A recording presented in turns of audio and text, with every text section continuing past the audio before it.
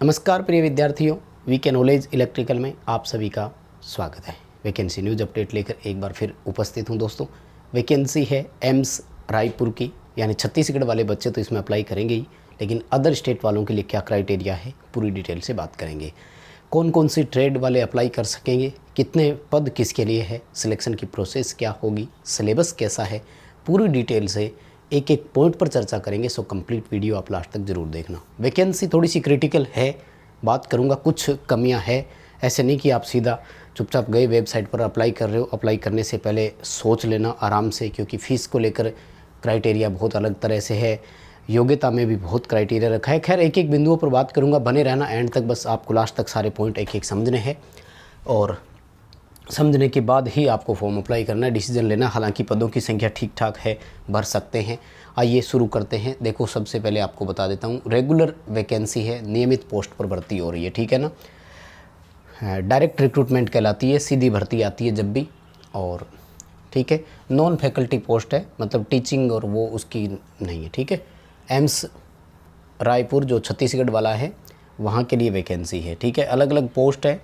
ITI वालों के लिए बात कर लेता हूँ मैं। देखो, सबसे पहले एक पोस्ट तो ये रही, आप देख रहे होंगे अपने सामने, इलेक्ट्रीशियन।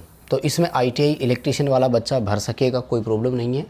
और उसके बाद में अगर मैं बात करूँ तो एक और आपके सामने पोस्ट है, ये रही वायरमैन की। यानी आईटीआई होल्डर बच्चों के लिए टोटल 2 पद है, मतलब 2 वैकेंसी है जिनमें बच्चे अप्लाई कर सकेंगे। पोस्ट कितनी कितनी है उस पर बात कर लेते हैं। देखो, ग्रुप सी है और लेवल 2 में रखा जाएगा, ये ध्यान रखना, ये साथ में चर्चा करनी बहुत ज़रूरी हो जाती है, ठीक है ना। लेवल सी है और इलेक्ट्रीशियन को ग्रुप सी है, लेवल 4 में रखेंगे। और वायरमैन का जो है वो ग्रुप सी और लेवल 2 है। लेवल 2 और 4 में क्या बेसिक का अंतर होगा, ये लगभग 19,900 रुपये के आसपास होती है। तो ये जहाँ तक मेरा मानना है 24-25 हज़ार रुपये के आसपास बेसिक है। यानी इलेक्ट्रीशियन वालों को थोड़ा सा सैलरी में जो है वो डिफरेंस मिल जाएगा, ठीक है। देखो, टोटल सीटें कितनी है अगर मैं बात करूं तो टोटल सीटें जो वायरमैन वाले हैं उनके लिए तो है 20 सीटें और इलेक्ट्रीशियन वालों के लिए है टोटल 6 सीटें। अब सैलरी ज़्यादा है लेकिन सीटों की संख्या कम कर दी, ठीक है। ये रिजर्वेशन के हिसाब से सीटें डिस्ट्रीब्यूट की गई है, जैसे अनरिजर्व की 9 सीटें यहाँ पर। दोनों में इलेक्ट्रीशियन आईटीआई मांगा गया है, वायरमैन दोनों में भर सकेगा, कोई दिक्कत नहीं है। क्योंकि जब पद नाम ही वायरमैन है तो वायरमैन वाला क्यों नहीं भर सकेगा, उसके लिए भी अपॉर्चुनिटी है, ठीक है। पूरी डिटेल बताते हूँ आपको मैं आगे। और ये तो पदों का विवरण था और 2 ही है इसमें तो, ठीक है। किसका हो गया, इलेक्ट्रीशियन का हो गया, वायरमैन का हो गया, ठीक है। ये लेवल 4 का है, ये लेवल 2 का है और टोटल ये 20 सीट है और इसमें टोटल आपकी 6 सीटें हैं, ठीक है। क्राइटेरिया के हिसाब से ये आगे आपको एज पर रिजर्वेशन जो है वो दिया गया भी है। पूरी डिटेल बताऊंगा, एक एक करके देखना सर, है ना, ठीक है। जो मैं बता रहा था इसका वीक पार्ट क्या है वो भी आपको मैं बताऊंगा। क्रूशियल डेट पर बात कर लेते हैं, सामने आ ही गया। तो 20 जून 2023 से ऑनलाइन एप्लीकेशन इसके स्टार्ट हो चुके हैं। तो ऑफिशियल वेबसाइट पर जाकर भी आप इसे देख सकेंगे। ऑफिशियल वेबसाइट ये रही आपके सामने, emsraipur.edu.in, ठीक है। ये ऑफिशियल वेबसाइट है इसकी। 19 जुलाई 2023 लास्ट डेट है इसके लिए। इस दौरान आप फॉर्म अप्लाई कर सकेंगे। अभी लिंक एक्टिवेट है तो मैं चाहूँगा कि एक बार लिंक ओपन करके देख सकते हैं आप कि क्या क्या ऑप्शंस मांगे गए हैं। एक्चुअल ऑप्शन के बाद आपको क्या पता लग जाता है कि हमें करना क्या है, ठीक है। सिलेक्शन की प्रोसेस क्या है, एज क्राइटेरिया क्या है, वो मैं पूरी आपको बताता हूँ। देखो, इसमें क्या होगा कि एक तो जो स्टेज सेकंड होगी ना, वो स्किल टेस्ट है, केवल क्वालिफाई है। पेपर जो होगा ग्रुप सी पोस्ट के लिए, आईटीआई वाले ग्रुप सी में रखे जाएंगे।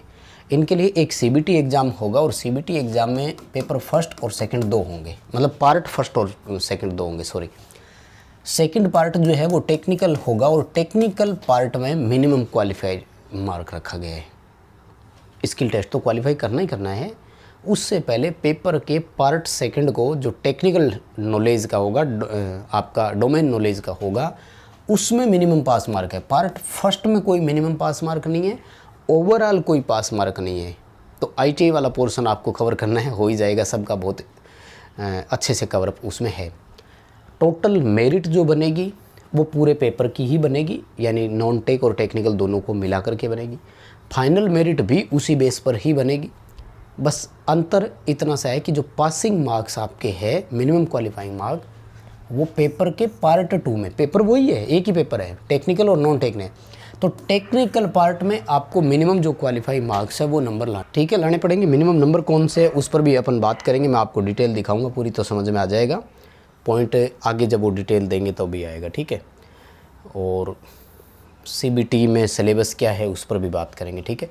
देखो ये है टोटल आपका, ठीक है। मेन जो पोर्शन रहेगा पार्ट ये वाला है पेपर में। देखो 100 क्वेश्चन आएंगे, एक एक नंबर के होंगे, 90 मिनट का टाइम मिलेगा, यानी 100 क्वेश्चन के लिए 1.5 घंटे का समय रहेगा। अब ये देखो ये वाली चीज़ है, 90 मिनट में 100 क्वेश्चन हल करने हैं, यानी एक क्वेश्चन को आप समझ सकते हैं कि 1 मिनट भी नहीं मिली, लगभग 54 सेकंड के आसपास आपको मिलेगा। इसमें इंग्लिश वाला कैसे हल करोगे, कोई बात नहीं। कैसे रहेगा देखो, पार्ट फर्स्ट जो है ये आपका 25 नंबर का रहेगा और पार्ट सेकंड आपका 75 नंबर का रहेगा। ये अच्छा पोर्शन है। मार्किंग क्या रहेगी वो मैं आपको बताऊं तो नेगेटिव मार्किंग 1/4 है, ये ध्यान रखना। 0.25 की नेगेटिव मार्किंग भी है, बिना सोचे समझे नहीं कर सकते, ठीक है। थोड़ा सा जूम करके मैं सिलेबस पर अब चर्चा करना चाहूँगा। सिलेबस का इन्होंने पूरी डिटेल भी दी है, वैसे आप चाहे तो देख सकते हैं। 25 क्वेश्चन में क्या क्या रहेगा देखो, मिक्स क्वेश्चन आएंगे, किसके कितने होंगे ये नहीं बताया उन्होंने। सबसे पहला है GK जनरल नॉलेज, उसके बाद में GA यानी जनरल अवेयरनेस जनरल नॉलेज, दोनों एक ही है, मिला करके पार्ट कर दिया। उसके बाद में फंडामेंटल ऑफ कंप्यूटर एप्लीकेशन यानी कंप्यूटर और इंटरनेट के बेसिक क्वेश्चन आएंगे। कुल मिलाकर के पॉइंट ये बन गया कि GK या GA बोल दो।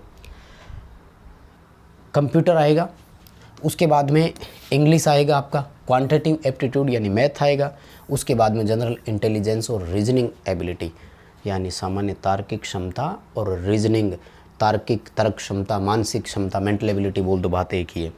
कुल मिलाकर के कितने इसमें पोर्शन हो गए, वही 4 से 5 पोर्शन जो आप पढ़ते आए, रीजनिंग, मैथ, इंग्लिश और GS, ये 4 टॉपिक आपके हो गए इसमें, ठीक है। जो पार्ट सेकंड 75 क्वेश्चन का होगा, 75 नंबर का होगा, उसमें आपका सब्जेक्ट या ट्रेड से रिलेटेड होगा। जैसे इलेक्ट्रिशियन वाले हैं तो इलेक्ट्रिशियन और वायरमैन वाले हैं तो वायरमैन। इलेक्ट्रिशियन वायरमैन दोनों का सिलेबस कॉमन है, कोई अलग सिलेबस नहीं है।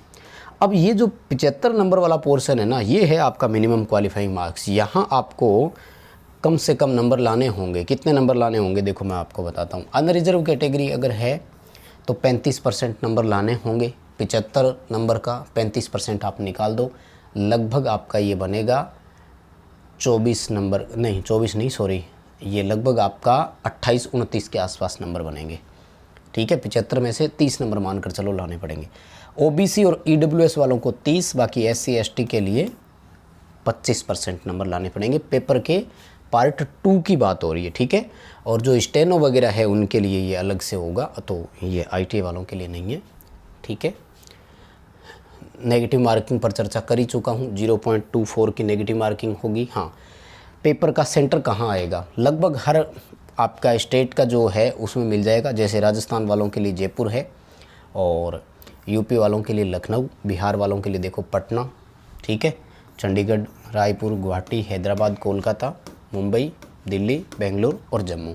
तो ये आपकी 12 एग्ज़ाम सिटी रहेगी। इसको आप फॉर्म भरते समय चूज कर सकेंगे, कोई दिक्कत नहीं है। आंसर की आएगी, रिजल्ट कैसे डालेंगे वो सारा इन्होंने बता दिया।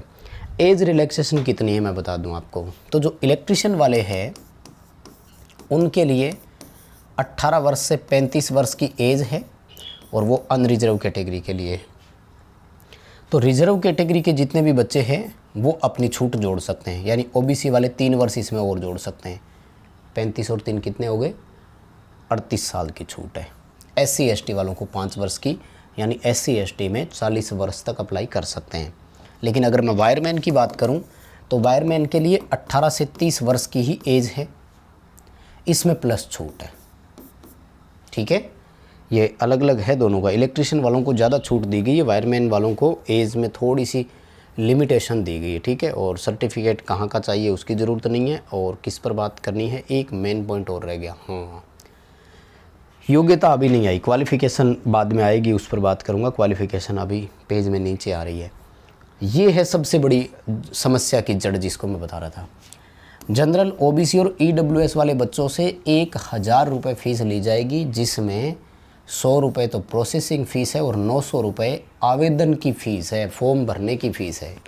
अब यहाँ सोच समझ कर भरना होगा भैया, 1000 रुपये देने पड़ेंगे, जबकि SC ST और बाकी फीमेल कैंडिडेट है उनसे फॉर्म की तो कोई फ़ीस नहीं लेंगे, केवल प्रोसेसिंग फ़ीस उनसे ली जाएगी बस। तो यहाँ देखो, एक तरफ तो हम इक्वलिटी की बात करते हैं और दूसरी तरफ ये चीज़ें आ जाती है, तो कहीं ना कहीं खैर ये मुद्दा ऐसा है जिस पर बात कर नहीं सकते, कोई बात नहीं। ये सोच समझ करके आप भरेंगे। इलेक्ट्रीशियन वालों के लिए 6 सीट है, अनरिजर्व की 5 है, 1000 रुपये की फ़ीस लगेगी। वायरमैन वालों के लिए 20 सीट है, लगभग अनरिजर्व की 9 सीटें थी, 1000 रुपये की फ़ीस देनी है। सोच समझ करके भर लेना, पद आपके सामने है, फ़ीस आपके सामने है। हाँ, भरेंगे कब? जब एजुकेशनल क्वालिफ़िकेशन का पता होगा तभी ना। चलो एजुकेशनल क्वालिफ़िकेशन पर ले चलता हूँ, बाकी कुछ क्राइटेरिया छूट भी गया है तो ज़्यादा ज़रूरत नहीं है। ये PDF है ना, आपको हमारे टेलीग्राम पर मिल जाएगी। टेलीग्राम का लिंक डिस्क्रिप्शन में दिया हुआ है, तो आप टेलीग्राम ज्वाइन कर लीजिए। वैसे इस तरह के अपडेट हम सबसे पहले वहीं देते हैं। चलो क्वालिफ़िकेशन पर एक नज़र डालते। देखो इलेक्ट्रीशियन वालों के लिए बात कर रहा हूँ। सबसे पहला 10th होना चाहिए और 10th के साथ में ITI होना चाहिए इलेक्ट्रीशियन ट्रेड में। बहुत अच्छी बात है, लेकिन इसके बाद क्या कर दिया वो देखो, इलेक्ट्रिकल सुपरवाइजरी का सर्टिफिकेट ज़रूरी है। अब ये तो बहुत सारे बच्चों के पास नहीं है, मोस्टली बच्चे यहाँ से आउट हो जाएंगे। ये क्वालिफ़िकेशन वाली मैं बता रहा था कि बहुत सारी कमियां वैकेंसी में है, या जिसको अपन बोलते हैं कि एक तरह से समस्याओं की जड़। सीट बहुत कम है, फ़ीस बहुत ज़्यादा है, और इस तरह की टेडी क्वालिफ़िकेशन मांग ली। और तो और साथ में 5 साल का एक्सपीरियंस भी होना चाहिए। कहाँ काम किया हुआ हो? HTLT electrical installation, underground cables वगैरह का, यानी जैसे किसी ने पावर प्लांट में काम किया हो, वो बच्चा कामयाब है। थर्मल प्लांट में इसी तरह का काम होता है, कि मैं तो देख रहा हूँ, बाकी का मुझे नहीं पता। थर्मल प्लांट में इस तरह का काम है। तो यदि किसी ने इस तरह का काम 5 वर्ष किया हो तो वो वहाँ से एक्सपीरियंस सर्टिफिकेट बनवा सकते हैं। एक्सपीरियंस सर्टिफिकेट कैसा होना चाहिए, इसका लेटेस्ट वीडियो मैंने अभी डाला है।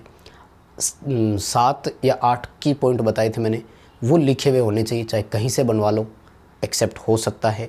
बाकी एक्सपीरियंस सर्टिफिकेट डिपेंड करता है सामने ऑफिसर कौन बैठा है वो लेता है। ये सुपरवाइज़र का सर्टिफिकेट किसको मिलेगा? ये भी आपको अपने अपने गवर्नमेंट से अप्लाई करवाना होता है, ऑनलाइन अप्लाई होता है, इसके लिए भी आपको अप्लाई करना होगा। और एज 35 साल की है, इस पर बात अपनी हो ही चुकी है, ठीक है। उसके बाद में मैं आपको वायरमैन वालों के लिए दिखाता हूँ। तो ये है वायरमैन के लिए। वायरमैन में क्या है, 10+ इलेक्ट्रीशियन ITI दोनों सेम थे, ठीक है, कोई बात नहीं। तीसरा सेम यहीं डाल दिया, ठीक है, इलेक्ट्रिकल वर्कमैन का सर्टिफिकेट हो। अब देखो ऊपर वाला जो है वो सुपरवाइज़र का है, ये वर्कमैन का है। हालांकि ITI वाले को सुपरवाइज़र का भी मिल जाता है और वर्कमैन का भी मिल जाता है, दोनों मिल जाते हैं। ऑनलाइन एप्लीकेशन आपको अप्लाई करना होता है इसके लिए। और यहाँ भी प्रैक्टिकली 5 वर्ष का एक्सपीरियंस मांगा गया है और 18 से 30 वर्ष एज पर बात पहले कर चुका हूँ। क्राइटेरिया आपके सामने मैंने रख दिया है, अब सोच समझ करके आप भर सकते हैं। बात ये आती है कि गुरुजी वीडियो क्यों बनाया। बहुत सारे बच्चों के पास ये क्वालिफिकेशन है, मैं देख रहा हूँ बच्चे पिछले 5 साल से यहाँ प्लांट में काम कर रहे हैं, उन्होंने सर्टिफिकेट भी बनवा रखे हैं। तो उन जैसे बच्चों के लिए ये हो सकता है कि अवसर हो। बाकी आपका क्या विचार है इस पर मुझे कमेंट करके ज़रूर बताइए। वीडियो पसंद आया तो लाइक तो करना है, लेकिन चैनल से पहली बार जुड़े हैं सब्सक्राइब कर लीजिए। डिस्क्रिप्शन में लिंक दिया हुआ है, हमारा एंड्रॉइड ऐप जरूर डाउनलोड करना। बहुत धन्यवाद।